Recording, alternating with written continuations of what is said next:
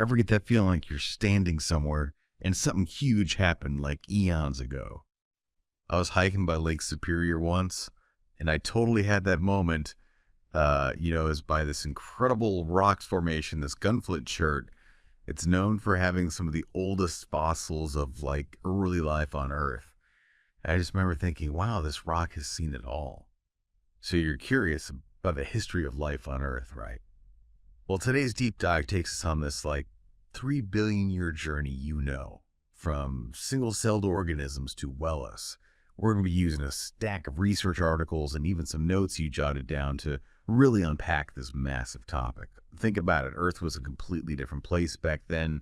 No plants, no animals. You couldn't even breathe the air. It was wild. We're talking volcanic landscapes, like something out of a sci-fi movie, right? Hot springs bubbling with barium sulfate, an atmosphere choked with methane and carbon dioxide, like an alien planet. But here's the thing, even in this like seemingly hostile environment, life found a way. And we know this because scientists are like detectives, piecing together this ancient story using rocks, fossils, and even molecules as clues. One of their most important tools is geological dating. They use radioactive isotopes, these elements that decay at a specific rate, like a ticking clock. And there are these tiny crystals called zircons that are like time capsules, trapping these isotopes within their structure. By measuring the ratio of parent isotopes to daughter isotopes, scientists can figure out the age of these rocks with incredible accuracy. And what these rocks tell us is that the first chapter of life on Earth was dominated by microbes. For billions of years, bacteria and archaea ruled the planet, thriving in environments that would be toxic to us. They were the unsung heroes of early life, shaping the planet as we know it. Take, for example, their metabolisms. These early microbes were incredibly diverse and resourceful, with the ability to extract energy from all sorts of sources. They sustained the carbon, nitrogen, and sulfur cycles, recycling elements and making them available for other life forms. Before photosynthesis even evolved, these early ecosystems were powered by chemosynthesis. Instead of using sunlight, these microbes were getting energy from chemical reactions, like oxidizing iron or sulfur. Talk about resourceful.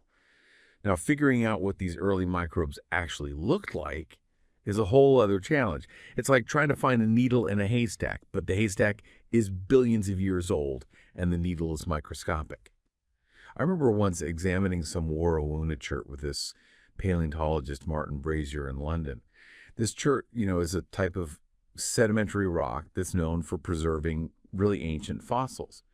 And let me tell you, identifying fossilized microbes is not exactly a walk in the park.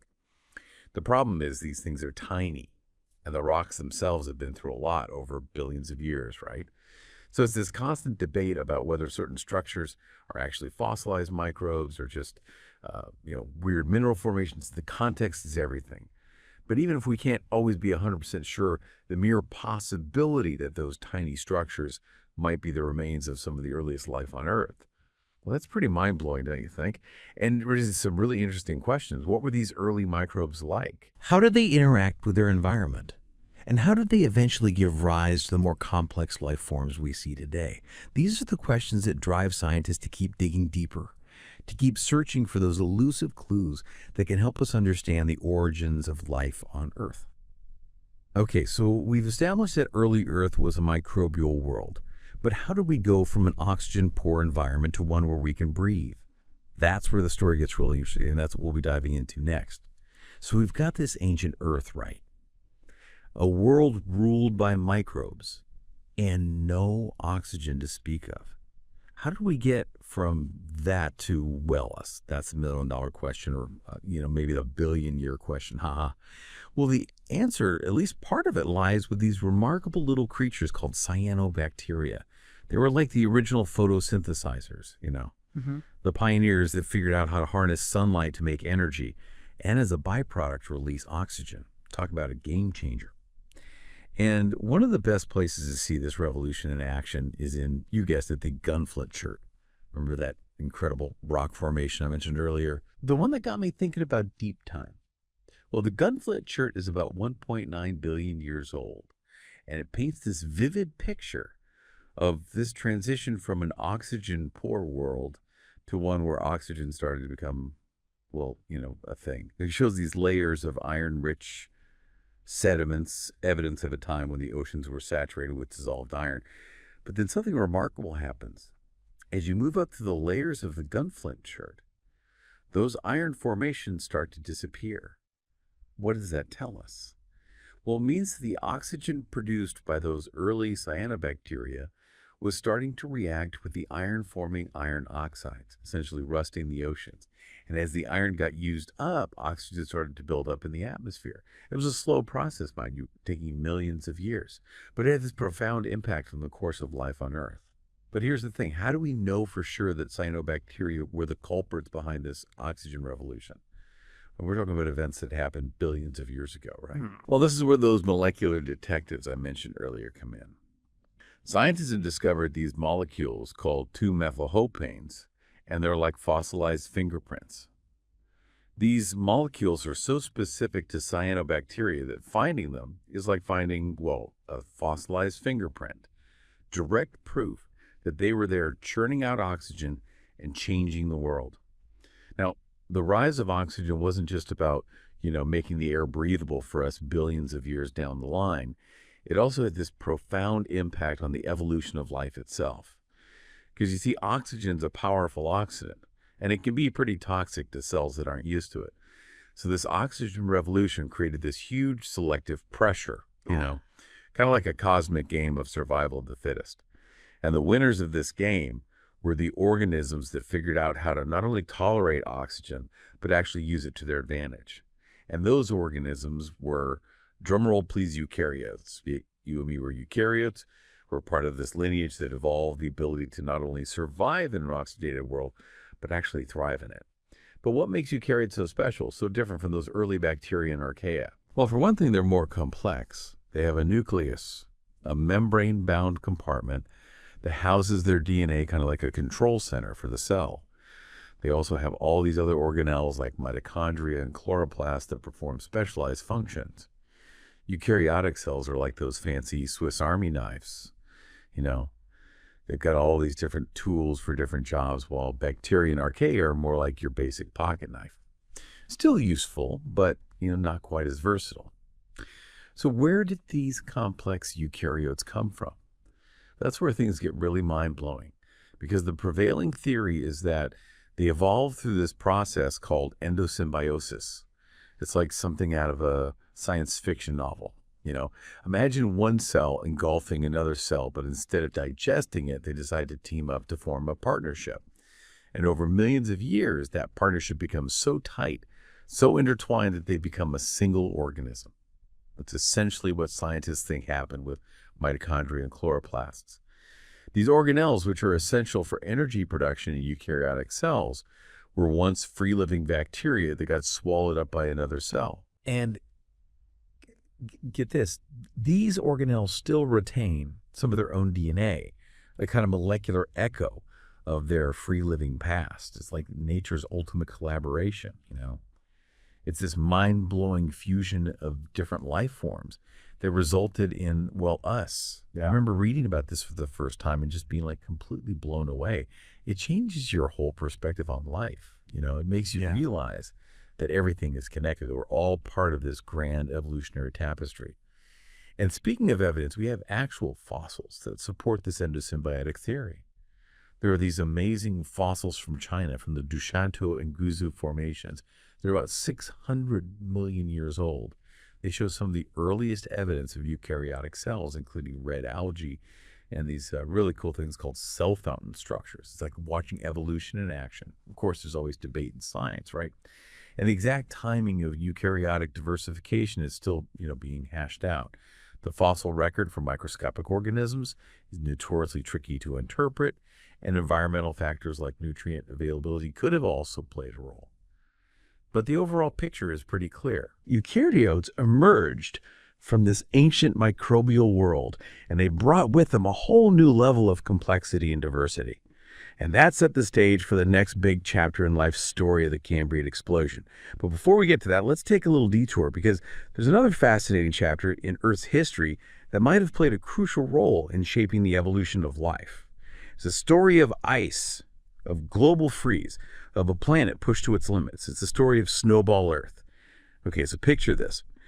The entire planet Earth, encased in ice, we're talking poles to the equator, the whole shebang. Could anything survive that? Well, that's the question scientists have been grappling with for years, ever since they started finding evidence for these like massive global ice ages during the late Proterozoic, like 700 million years ago. And the evidence is pretty compelling. We're talking glacial deposits found in places that are like tropical today. And then there are these carbon isotope signatures in rocks that suggest super low levels of biological activity, like, photosynthesis, just ground to a halt. It's like the planet went into this deep freeze, right? And it's given rise to this pretty wild hypothesis called, you guessed it, snowball Earth. Now, how could Earth have possibly become a giant snowball? Well, there's this thing called runaway ice albedo feedback. Imagine a mirror, right? The bigger the mirror, the more sunlight it reflects. Well, ice is kind of like a giant mirror. As it spreads, it reflects more and more sunlight back into space, which cools the planet even further, causing more ice to form. It's like this vicious cycle. And there are other factors that could have contributed to this global freeze, like maybe a massive volcanic eruption spewing ash into the atmosphere, blocking out the sun, or maybe changes in Earth's orbit or the tilt of its axis, messing with the amount of sunlight reaching the surface. But here's where things get really interesting. Some scientists believe that this snowball Earth event might have actually been like a crucial turning point in the history of life. Think about it, a global freeze would have been like a massive extinction event, right? Wiping out a lot of existing life. But it also would have created all these new opportunities, these empty ecological niches just waiting to be filled. And when the ice eventually melted, it's like the reset button got hit on evolution. And that's where the Cambrian explosion comes in. So we're talking about 540 million years ago, right? And all of a sudden, bam, the oceans just explode with all these crazy new animal body plans, trilobites, brachiopods, and these bizarre creatures like Opubenia with its 5 eyes, and a grasping proboscis, or Anomalocaris is a giant predator with these like spiky appendages. Like, nature went on this creative spree, and we know all this because of these amazing fossils from the Burgess Shale in Canada. It's like this snapshot of this incredible moment in evolutionary history. Now, to really understand the Cambrian explosion, we need to talk about crown groups and stem groups. A crown group is like all the living members of a particular group, like all the mammals alive today. A stem group is like the extinct ancestors that led to that crown group, those evolutionary branches that didn't quite make it to the present day. And what's fascinating is that the Burgess Shale shows us this mix of both crown group and stem group animals. Like, they're all hanging out together in these ancient oceans. It's like this glimpse into this crucial transition period when animal life was really diversifying and experimenting with all sorts of new body plans. What triggered this explosion of life? Well, there are a few ideas, right? One is that developmental genes, the genes that control, how an embryo develops, were undergoing some major changes. Maybe there were mutations that allowed for greater flexibility in body plans. Another idea is that the environmental conditions were just right, like maybe the oxygen levels had finally reached a point where complex active animals could thrive.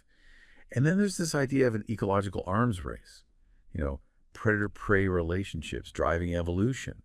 As predators evolved, new ways to hunt prey had evolved new ways to defend themselves, and so on, leading to this rapid diversification of life. It's probably a combination of all these factors, like this perfect storm of genetic innovation, environmental change, and ecological pressure that just like kicked evolution into overdrive. Wow, we've covered a lot of ground today, haven't we? From those single-celled pioneers to the oxygen revolution, the mind-boggling snowball Earth, and then that burst of life in the Cambrian explosion. It's humbling and exhilarating to realize that we're part of this grand story, a story that's still unfolding. So what's next? Who knows?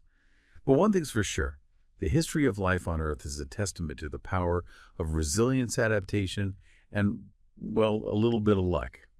And as we continue to explore and learn, we might just find that the most amazing chapters are yet to be written.